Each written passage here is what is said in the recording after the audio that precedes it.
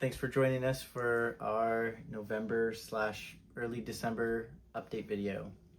Yes. Today we're just going to be going over some quick updates when it comes to Village and some things we're grateful for with Thanksgiving having just passed and what's coming up here in December. Yeah. Man, we love Village.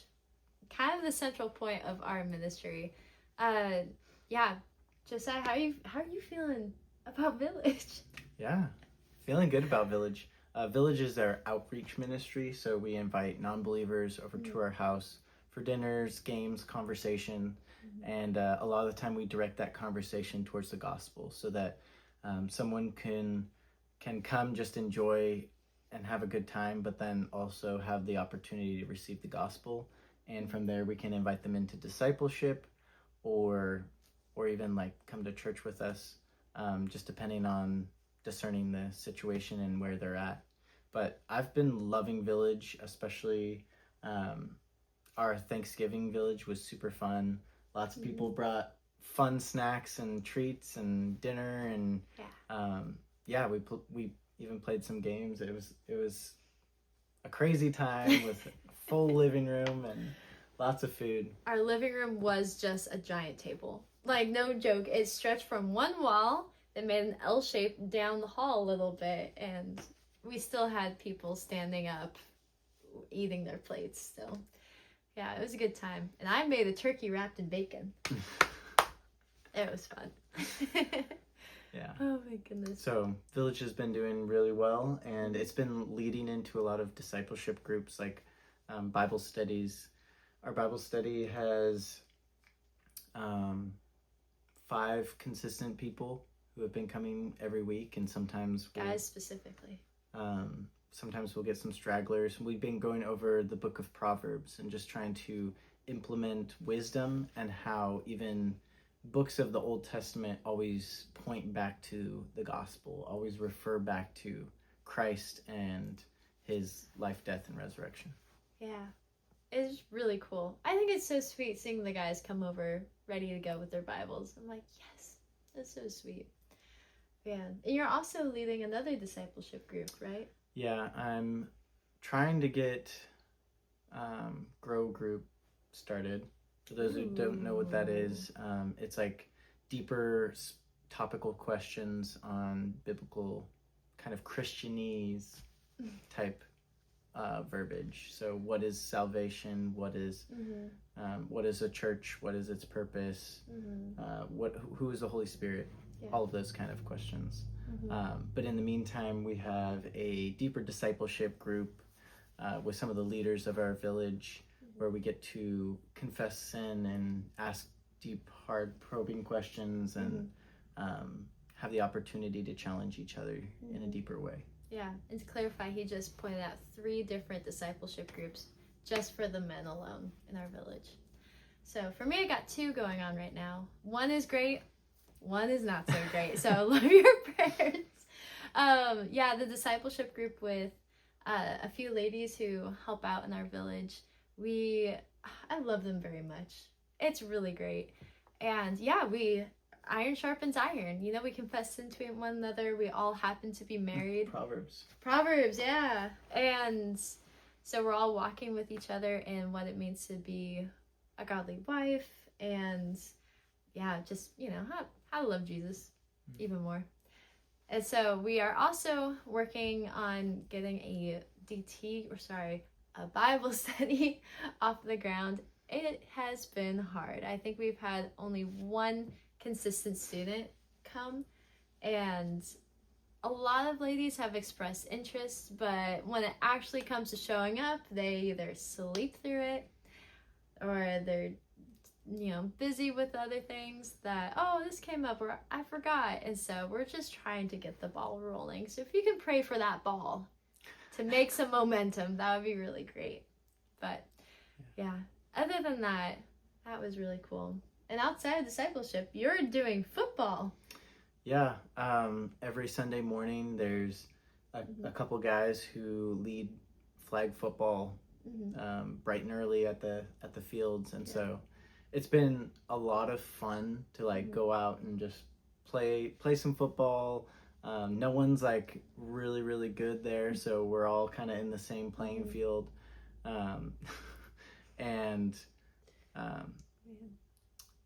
yeah, I mean, so far football has actually led to a lot of community growth, a lot of like building relationships, a lot of meeting new people. Some of the students who have been coming have just been inviting their friends, and their friends show up and have the opportunity to meet people all from our church. And a lot of the time from there we get to be like, oh, are you doing anything later today? Like, join us for church. And sometimes they're like, no, wait, all of you guys like go to the same church? Like, that's so weird that you guys happen to be here on a Sunday morning. Oh, yeah.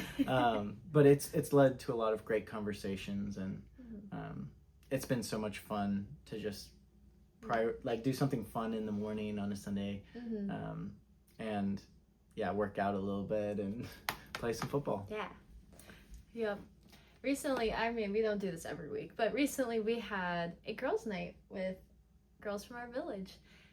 That was so fun. Everyone came over with their favorite snack, dressed in their PJs, and we had activities planned. We didn't do any of them. We all just talked, and it was so great. Everyone just kind of like hung out with each other, got to get closer, and then even the conversation kept getting deeper. It was amazing. At one point, we were approaching midnight, and I was getting kind of tired. I was ready to call it, but some of you guys remember our friend Ash, who, recently was saved, right? Yeah, praise God. I know. You're going to hear her name a lot in this video, I feel like, so brace yourself. But this is what was so cool. It's almost midnight.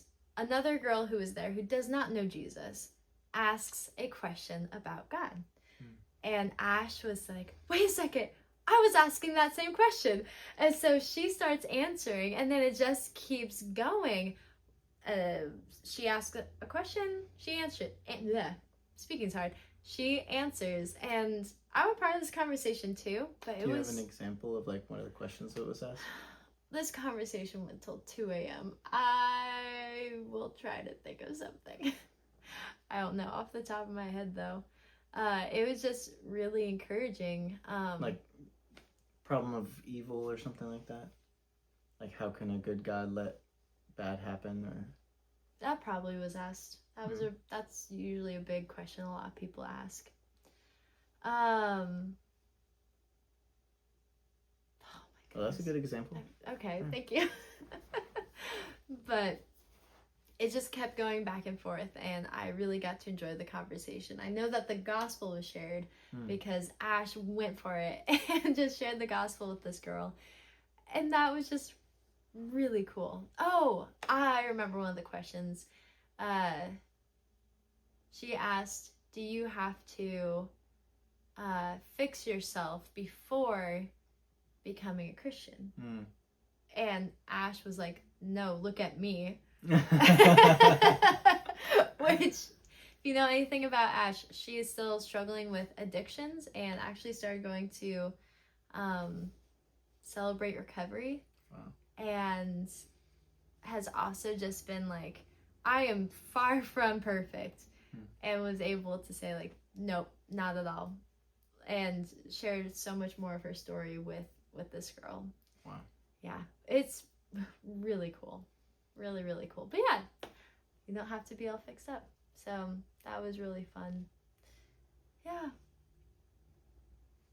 Anyway, we have some things we want to express gratitude for. We just had Thanksgiving, so we should always be grateful, right? But we especially want to say, like, this last month, some of you guys, outside of just your regular commitment to giving towards us and caring for us in that way, have just stepped out and have even like been far more generous towards us. So you want to hear some crazy stories? Yeah. Okay, get ready. During Village, one of our chairs broke. Like, not just a little bit, it literally split in half while someone was sitting in it. And so we already don't have a lot of seating in our little place. And so we had to get rid of it. And the next day, one of you guys, I'm not gonna say names, right? But I still want to express the gratitude. One of you guys sent us a check to buy floor cushions for Village. And we're like, what? This is crazy. And then that ended up being more than enough for the floor cushions. So we're also able to purchase Village like reusable plates and bowls and cups, which has been a huge blessing. And there's still some funds left over that we're trying to like, okay, how do we put this back into Village and serve people with it? So thank you so much for that. You know who you are, but thank you so much. And some of you may know that my phone was quite old. It still had the button on it, you know, iPhone users. And Yeah, you had that phone before I met you. yeah, that's right. What, 4 years ago? Was it? Did we meet 4 years ago? That was 4 years ago. Wow. Oh my goodness. But it was breaking. It was dying. It was not good. And so one of you guys was so sweet to send me a new phone. And the same day it came in was the same day my phone finally gave up. No hope for it. So, oh my goodness, yeah. Huge blessing. Thank you so much. Yeah, thank you. Mm-hmm. We also wanted to put a shout out. So today is actually Giving Tuesday. We'll probably be posting this in a couple days, but sometime this week. And Giving Tuesday is, I don't know if it's like the biggest giving day of the year, and that's why, or it's just like the first Tuesday in December. Someone came up with the concept of Giving Tuesday, and so our organization Resonate encourages us to have a goal and meet that goal for a specific purpose. So this year we're seeking to pay off our student loan debt, and through the generosity of a church that I used to attend before moving down here, they gave us a very large one-time gift, or near the end of the year gift, and we're so grateful for that. And we hope to steward those resources and the resources that are to come this next month in order to further our ministry and use it to be generous ourselves and be able to support students going to Elevate and members of our church and those going overseas who are fulfilling the Great Commission. Yeah. And we also wanted to say, like, thank you so much for all of you who have sent us letters in the mail or messages, texts, phone calls to encourage us. Who, when you see us, you just like light up and say, like, tell us about the ministry. We want to know, like, tell us more. We want to hear a story. That's always so encouraging for us. And sometimes there are seasons where things get challenging, and we don't always want to go out and share the gospel again when we know that statistically we face rejection. But because of your guys' encouragement, because of your guys' support, like you're allowing us to do what we do, and you encourage us to continue doing it. So thank you so much. And you guys really are helping us to do the ministry and encouraging us in doing that. We appreciate your partnership so much. And so what we're super grateful for this Thanksgiving is your generosity and your time and your prayers. Thank you so much, you guys. Do you want to hear what's coming up next? Yeah. It's Christmas! Yay! So we do a couple things here in town. We actually have, our town is so cute. It is so cute. We have a little Christmas parade and tree lighting ceremony, which every year we use as an opportunity to be missional and invite people over to our house for hot chocolate afterwards. And, you know, it's just a good friend-making, memorable moment. I am also in charge of our church's Christmas party this year. So that's just a sweet time for family to really bond and hang out with each other. So, but the thing I'm most excited for, Ash is getting baptized. Woo! Oh my goodness. I didn't share about her getting baptized yet. Okay, No. yes. Okay, here's the cool thing. Earlier this month, I asked her, because this is her last term, and then she's gone in the military. So I asked her, hey Ash, do you want to be baptized? She looks at me like this. How do you know what I'm thinking? And I'm like, I don't know. She said, I actually really want to get baptized before the term is over.